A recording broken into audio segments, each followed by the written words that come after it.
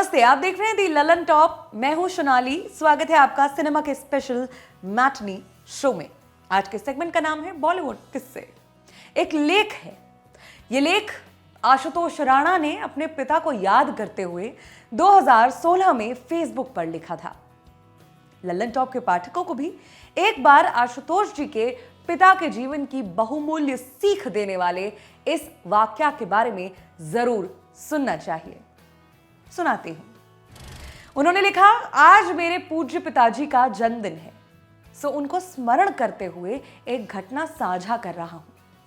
बात 70 के दशक की है, जब हमारे पूज्य पिताजी ने हमारे बड़े भाई मदन मोहन, जो रॉबर्टसन कॉलेज जबलपुर से एमएससी कर रहे थे, उन्हीं की सलाह पर हम 3 भाइयों को बेहतर शिक्षा के लिए गाडरवारा के कस्बाई विद्यालय से उठाकर जबलपुर शहर के क्राइस्ट चर्च स्कूल में दाखिला करा दिया। मध्य प्रदेश के महाकौशल अंचल में क्राइस्ट चर्च उस समय अंग्रेजी माध्यम के विद्यालयों में अपने शीर्ष पर था। पूज्य बाबूजी व मां, हम तीनों भाइयों यानी नंद कुमार, जयंत और मैं, तीनों का क्राइस्ट चर्च में दाखिला करा। हमें हॉस्टल में छोड़कर अगले रविवार को फिर मिलने का आश्वासन देकर वापस चले गए। मुझे नहीं पता था कि जो इतवार आने वाला है वह मेरे जीवन में सदा के लिए चिन्हित होने वाला है।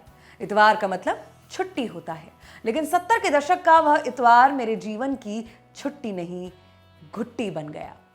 इतवार की सुबह से ही मैं आह्लादित था कि मेरे जीवन के पहले 7 दिन थे जब मैं बिना माँ बाबूजी के अपने घर से बाहर रहा था। मन मिश्रित भावों से भरा हुआ था। हृदय के किसी कोने में माँ बाबूजी को इंप्रेस करने का भाव बलवती हो रहा था।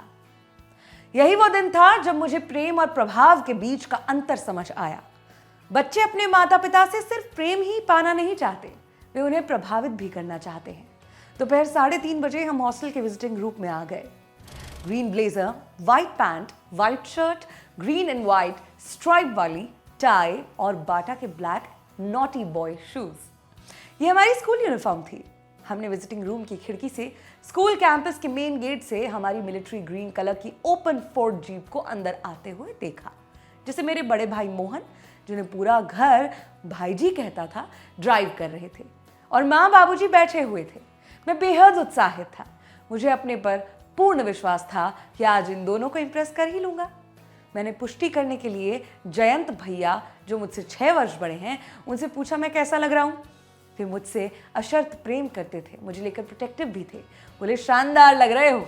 नंद भैया ने उनकी बात का अनुमोदन कर मेरे हौसले को और बढ़ा दिया। जीप रुकी। उल्टे पल्ले की गोल्डन ऑरेंज साड़ी में माँ और झक्क सफेद धोती कुर्ता, गांधी टोपी और काली जवाहर बड़ी में बाबूजी उससे उतरे। हम दौड़कर उनसे नहीं मिल सकते थे, ये स्कूल के नियमों के खिलाफ था।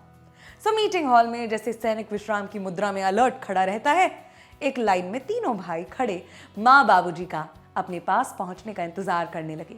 जैसे ही वे करीब आए, हम तीनों भाइयों ने सम्मिलित स्वर में अपनी जगह पर खड़े खड़े good evening mummy, good evening बाबूजी कहा।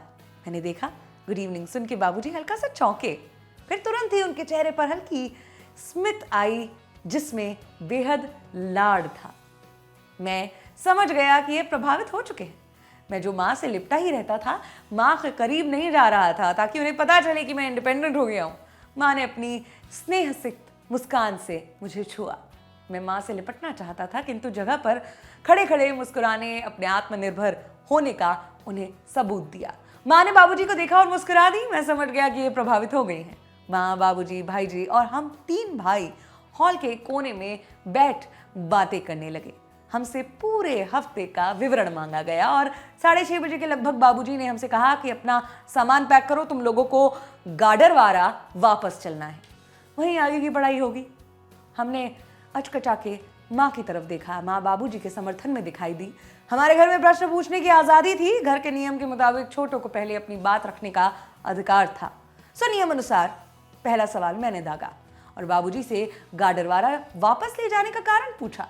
उन्होंने कहा, राणा जी, मैं तुम्हें मात्र अच्छा विद्यार्थी नहीं, एक अच्छा व्यक्ति बनाना चाहता हूं। तुम लोगों को यहाँ नया सीखने भेजा था, पुराना भूलने नहीं।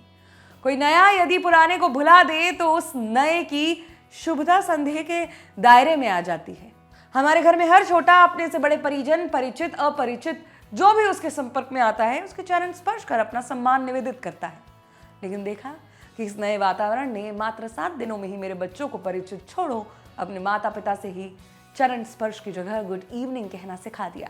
मैं नहीं कहता कि इस अभिवादन में सम्मान नहीं, किंतु चरण स्पर्श करने में सम्मान होता है, यह मैं विश्वास से कह सकता हूं। विद्या व्यक्ति को संवेदनशील बनाने के लिए होती है, संवेदनहीन बनाने के लिए नहीं होती। मैंने देखा तुम अपनी मां से लिपटना चाहते थे लेकिन तुम वहीं दूर खड़े रहे। विद्या दूर खड़े व्यक्ति के पास जाने का हुनर देती है, ना कि अपने से जुड़े हुए से दूर करने का काम करती है। आज मुझे विद्यालय और स्कूल का अंतर समझ आया। व्यक्ति को जो शिक्षा दे वह विद्यालय, जो उसे सिर्फ साक्षर बनाए वह स्कूल। मैं नहीं चाहता कि मेरे बच्चे सिर्फ साक्षर होकर डिग्रियों के बोझ से दब जाएं। मैं अपने बच्चों को शिक्षित कर दर्द को समझने, उसके बोझ को हल्का करने की महारत देना चाहता हूं। मैंने तुम्हें अंग्रेजी भाषा सीखने के लिए भेजा था, आत्मीय भाव भूलने के लिए नहीं। संवेदनहीन साक्षर होने से कहीं अच्छा संवेदनशील निरक्षर होना है। इसलिए बिस्तर बांधो और घर चलो। हम तीनों भाई तुरंत माँ बाबूजी के चरणों में गिर गए। उन्होंने हमें उठाकर गले से लगा लिया, वह शुभ आशीर्वाद दिया कि किसी और के जैसा नहीं, स्वयं के जैसा बनो। पूज्य बाबूजी, जब भी कभी थकता हूं या हार की कगार पर खड़ा होता हूं तो आपका यह आशीर्वाद, किसी और के जैसा नहीं, स्वयं के जैसा बनो, संजीवनी बन नव ऊर्जा का संचार कर हृदय को उत्साह उल्लास से भर देता है। आपको शत शत प्रणाम। देखते रहें दी ललन टॉप। शुक्रिया।